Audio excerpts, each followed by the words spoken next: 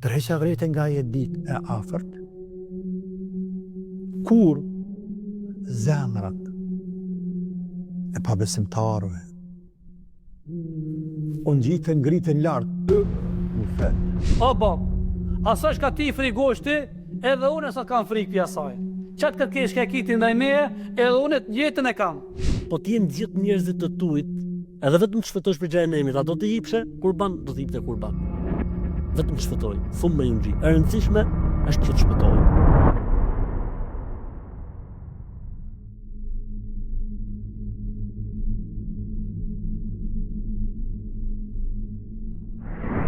Për emrave të ditës së kiametit është edhe el-azife, dita e afërt, ajo largu në realitet, por në fakt prapë është afër, sepse çdo gjë që është e ardhme është e afërt, edhe nëse në vërtet është e larg.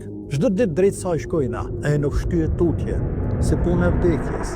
Vetëm kur mendon njeriu ditën e kiametit, faktin që do të dalin njerëzit përpara Zotit, është moment drejtërues. Është moment i vështirë, sepse njeriu në jetën e kësaj bote edhe mund të shtiret, edhe mund të aktoroj, edhe mund të bëjë sikur, edhe mund të bëhet i fortë, edhe mund të bëhet i famshëm, edhe mund të ketë shumë pushtet, edhe mund të arrijë kulmin apo majat, dhe vjen një moment që sa dhe mbyll syt del përpara Zotit si askushi. E pastaj të përshkruan këtë ditë. Idhul qulubu lada al-hanajiri ka'dhimin. Tërheqja vrejtë nga e ditë e afërt, kur zemrat e pabesimtarëve do të kenë arrit në fyt, pra aq fort do të ketë rrahje zemrash prej tyne, se gjithu se po del zemra prej vendit. Si u del zemra, se s'u del këto, po dhe s'kthehet poshtë, në u qetësu. Nuk ju dalin zemrat e me vdek, nuk ju kthehen poshtë e në u qetësu. Pra s'ka vdekje, pra s'ka jetë, se nuk është jetë, në kuptimin e plot fjalës, është jetë rrugë. Po normal, ti ne pa një vulkan nuk të botë del zemra prej vendit. Me utun bota dhe me utun pallati dhe me ratër meti del zemra prej vendit. Me qenë pa meni dhe me bërtit dikush dhe del zemra prej vendit. Jo mo me pa xhenemin që i vërsuret njerëzimit në barë. Jo mo me të ullë dielli me të afru e me mush në djerës. E jo mo me prit 50.000 vjetë se çfarë po bëhet, edhe nuk e di se çfarë po bëhet. Kadhimin mund të jetë edhe kuptimi të heshtur, që kanë thënë disa ulemat selefëve. Me gjithë këtë siklet të madhë që e kanë, e që përjetojnë, zanë kush nuk qetë, nga frika e madhe. Një përjetim tjetër i tyre ditë e kiametit është ai që e ka përmend Zoti në Kur'an, para se më shkon zot xhenin. Do të shohësh ato ditë jo besimtarët që do të jenë të lidhur me zinxhir, këmbë e duar në qafat e tyre. I Zoti di se si mund funksionojë kjo.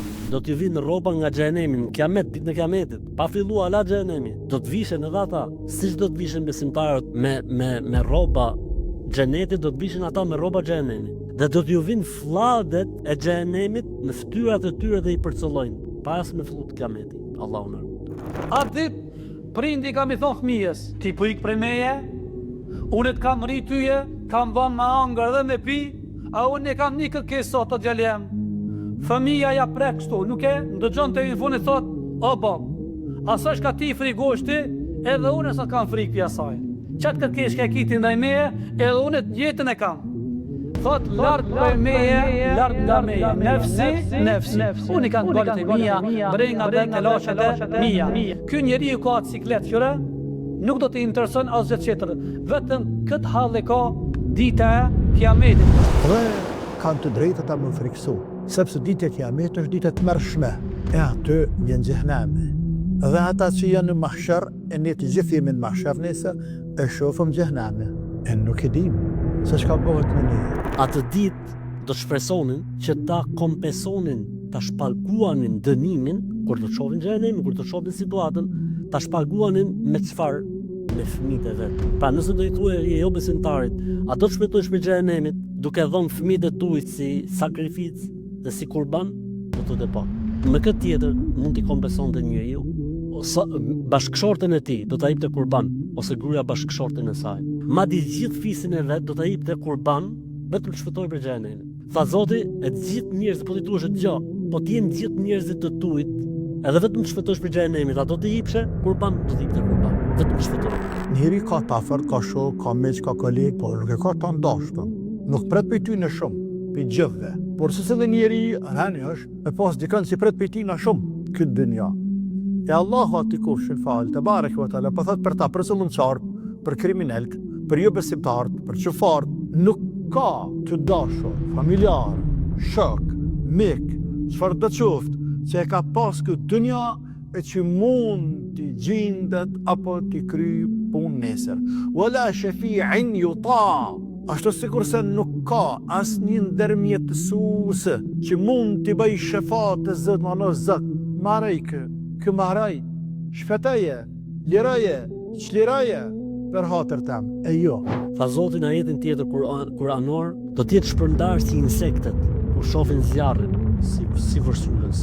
Nuk ka renditje, e dëgjojnë thirrësin dhe vrapojnë drejt thirrësit dhe thonë me gojet e tyre, kjo është ditë e vështirë.